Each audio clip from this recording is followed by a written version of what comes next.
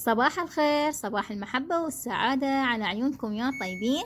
بما انه منظفة من الليل فراح اسوي وياكم روتين صباحي لان هواية طلبتوا مني. طبعا اول شي فتحت الغسالة وراح ابلش بتنظيف البشرة. يعني هنا أنا استخدمت الفيتامين سي، هذا غسول يومي يوحد لون البشرة وما يخلي اي رؤوس سوداء. طبعا بيه فرشة كلش حلوة مالته، يعني تقدرون تاخذوه بالطلعة. وبعدها راح استخدم الماسك الكوري هذا بالتمن كلش حلو. راح استخدم ورق الماسك على الوجه وارتبه، وبعدها اشيل النايلون من على الوجه واخليه تقريبا 20 دقيقة او 15 دقيقة مو اكثر، وبعدها اغسله بالمي الفاتر. طبعا هنا راح اخلي من الماسك على ارطب ايدي بيها، حتى يعني الايديات هنا تحتاج ترطيب من الماسك.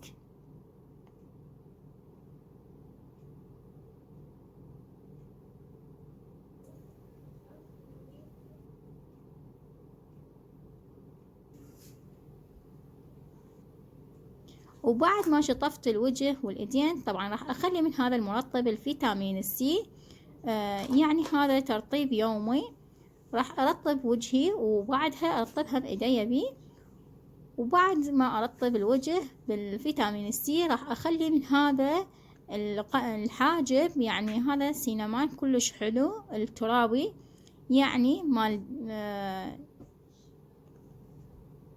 هادئ كلش حلو. طبعا تقدرون تستخدموها بالمناسبات، يعني مو للجل تستخدموه لان يكون يقطع الشعر. وبعدها راح استخدم هذاك الايلاينر اللي شفتوه، وبعدها راح استخدم قلم الشفة من مورفي، وهذا العطر كلش حلو وثباتيته كلش حلوة. وبعدها راح اخلي هذا التراتشي اللي استخدمهم للبيت. وبعد ما خلصت هالعناية وجهزت كل شي، اكيد راح البس هاي الفوطة اللي استخدمها اثناء الطبخ حتى لا يصير قشرة بالشعر وتتركم دهون بالفروة الراس، لان يصير تساقط بالشعر. طبعا هاي الفوطة الها هواية لبسات، يعني تقدرون تلبسوها بغير شكل مثل ما تعرفون.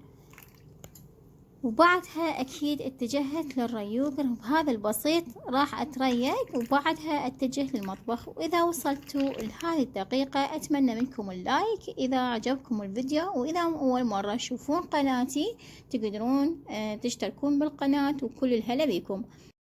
وراح اسوي الغدا وياكم كلش سهل وبسيط، ومكوناته كلش بسيطة وموجودة كل بيت عراقي. التمن والصدر الدجاج. طبعا اول شي بديت بغسل التمن، غسلته 3 مرات تقريبا، وبعدها ضفت عليه المي الحار.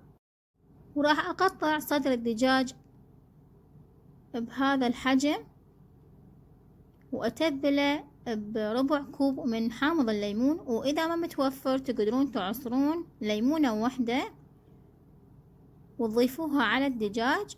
وبعدها اخلي قطعتين من الماجي واتبلهم. وبعدها راح اقطع حبة بصل واحدة ثرم ناعم، وبعدها اخليه على النار واقلبه كل شوي لحد ما يتغير لونه يصير للون الذهبي.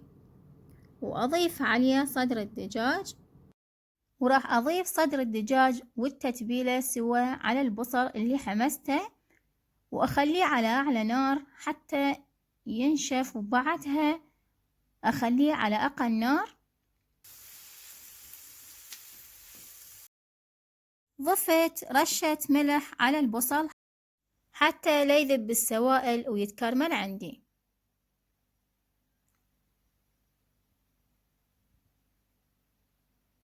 بعد ما تغير لون البصل ضفت عليه صدر الدجاج. طبعا ما ضفت اي زيت، استكفيت فقط بزيت البصل. طبعا مثل ما تلاحظون الاكلة كلش صحية ودهونها مو مشبعة، يعني مثل ما نقول عليها صحية. وراح اسوي التمن البزل، ما راح اسويه كبس. تعرفون الكبس بنشويات كلش عالية، بعد ما نشف من السوائل عندي ضفت عليه ملعقة من الكركم وملعقة من السبع بهار، وضفت عليه فلفل اندومي إذا متوفر عندكم، وزنجبيل ضفت عليه كلش قليل لأن ينطي كلش حدية، إذا ما حبيتوا لا تضيفون عليه. طبعا هنا راح أسوي التمن البزل. هنا جهز عندي بالمي الحار تقريبا أخذ وقت نص ساعة مو أكثر، وضفت هنا راح أسوي الشعرية كوبين، وراح أقلبها على النار الهادئة لحد ما ياخذ لونها للون الذهبي، وراح أضيف عليها المي. وهنا مثل ما تشوفون ما ضفت عليها أي شي من التوابل، وخليتها على أعلى نار، وبعد ما فارت نصيتها على النار الهادئة وظليت أقلب بها لحد ما نشف المي، وبعدها أكيد راح أضيفها على المواد كلها وأخلطهم سوا لحد ما يتجانسون.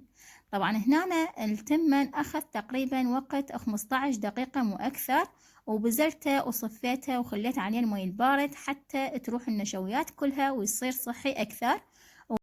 ونشفت عندي الشعرية وضفت عليها ملعقة كوب هيل، وبعدها أكيد هنا مثل ما تشوفون ضفتها على المواد وراح أقلبها على النار الهادئة.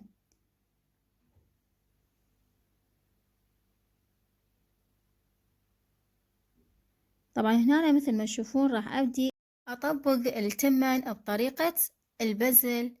مثل ما تشوفون ضفت قطعة من الزبد وملعقتين من الزيت، وضفت عليه مكعب من الماجي، وضفت ملعقة كوب من الكركم وصبغة اللوزينة.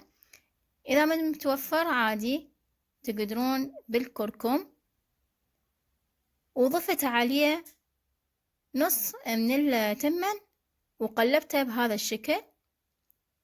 وبعدها راح أضيف القسم الثاني من التمن اللي بقى بدون ما أخلطه سوا، وضفت عليه قطعة من الزبد وراح أخليه على أقل نار، وأخليه تقريبا 15 دقيقة أو 10 دقائق مو أكثر، وراح أخليه بهذا المنظر. طبعا الشكل روعة والريحة عبت البيت كله، ومثل ما تشوفون وصار جاهز غدانا، وراح أصبه للعائلة. وأترككم في أمان الله وحوضه، مع ألف ألف سلامة.